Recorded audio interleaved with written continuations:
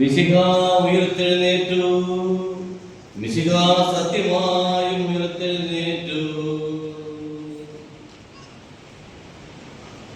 ഉയർപ്പ് സ്ലീവയാണ് ഈ സ്ലീവ. അപ്പോൾ ഈ സ്ലീവായെ ചുംബിക്കുന്നതിന് ഇപ്പോൾ അവസരമുണ്ടായിരിക്കുന്നതാണ്. നിങ്ങളുടെ അടുത്തേക്ക് വരുന്നതാണ്.